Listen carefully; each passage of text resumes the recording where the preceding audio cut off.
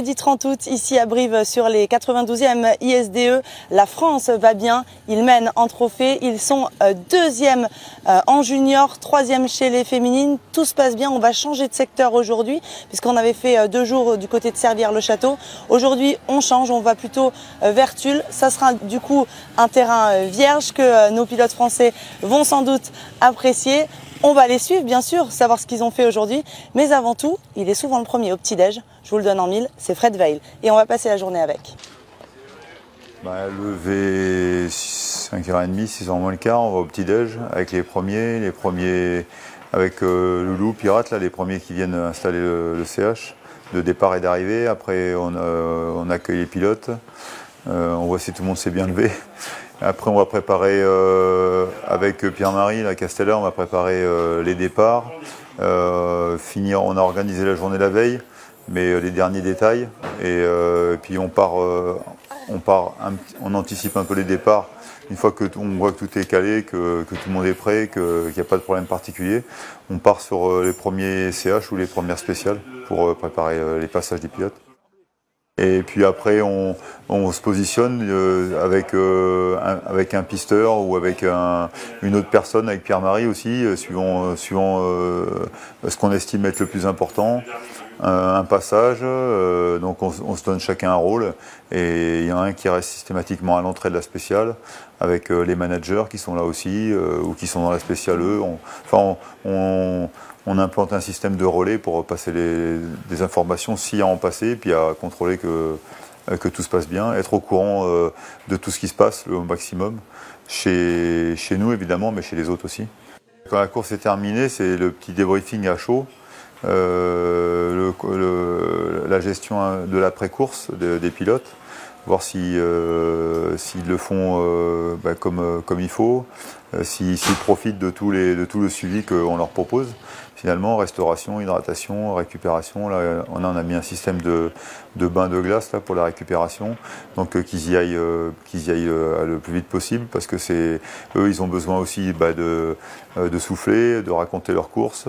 Mais c'est important qu'ils aillent le plus vite possible à faire tout ça, là. Ça fait partie de leur récupération, c'est important pour la course d'habitude, mais encore plus pour les 6 jours. Et puis le petit débriefing à chaud, les petites histoires, des choses qui se sont bien passées, moins bien passées. Après, on laisse tout le monde repartir au calme, et puis on fait un deuxième briefing pour la journée qui va suivre le soir, un peu plus au calme, avant le repas. À la fin de la journée, on se couche en général vers 23h, si tout se passe bien. C'est sûr que la semaine d'après les 6 jours, en général, je suis moins vif quand même.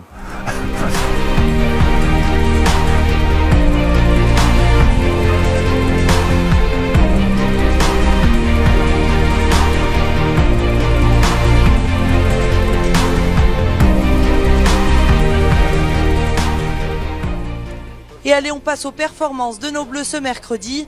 Coup dur chez les féminines, puisque notre meilleure représentante française jusque-là doit abandonner. Sa blessure de lundi s'est aggravée. Transportée à l'hôpital, Samantha Tiché a été opérée en fin d'après-midi pour nettoyer sa plaie. Audrey Rossa et Juliette Bérez poursuivent la course donc, mais n'ont plus aucun joker. Du coup, elles ont assuré. Juliette Bérez est 9e après une journée sans aucune erreur ni chute.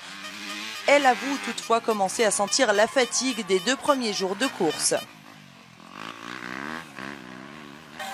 Pour Audrey Rossa, c'est jour de fête de retrouver l'herbe. Elle a pu se faire plaisir au guidon de la 2,5 Husqvarna, d'autant que la baisse des températures lui a donné un coup de boost. Elle termine 8e et les Françaises sont toujours sur le podium à la 3e place. Chez les juniors, excellent boulot de l'équipe qui est ce soir leader du classement provisoire avec près de 40 secondes d'avance sur l'Italie. Il s'en veut un peu d'être en deçà de la vitesse de ses coéquipiers. Anthony Gesselin n'a pas été à la fête aujourd'hui. Manque de sensations sur la moto. Miroir et Blanjour ont dû assurer et il espère leur rendre l'appareil rapidement. Hugo Blanjour a réalisé de bons chronos tout au long de la journée. Il a malheureusement chuté sur l'avant-dernière spéciale, laissant filer de précieuses secondes. Il manque d'aisance avec la 4,5 quand c'est vraiment défoncé. Toutefois, il garde le moral et la hargne pour la suite. Enfin, c'est le meilleur performeur junior. Ce soir, Jérémy Miroir apprécie l'herbe et il nous l'a prouvé à plusieurs reprises cette saison en classique. Eh bien, il le confirme sur cette troisième journée des ISDE de Brive. On termine avec notre équipe trophée qui mène toujours la danse à domicile devant les Australiens avec plus de 5 minutes d'avance. Celui qui en a le plus bavé, c'est l'ex-crossman de l'équipe, Christophe Charlier. Lui qui n'apprécie pas franchement l'herbe, il a été servi. La fatigue aidant, il a chuté à 2 reprises et était bien content d'en finir ce soir. Malheureusement, en partant trop tôt ce matin, il prend 1 minute de pénalité. Christophe Tambotin est toujours leader du scratch ce soir, mais il termine 4e de la journée. Il a plutôt assuré et marque encore de gros points malgré une petite erreur de bon matin. Il a choisi d'ouvrir la SP1 et même s'il sort avec un bon chrono, le terrain s'est largement amélioré ensuite, faisant tomber les chronos. Jérémy Taroux est 2e ce soir après avoir fait sensation toute la journée. À l'aise sur son terrain de prédilection, il a mené avec la 250 Sherco devant tout le gratin mondial.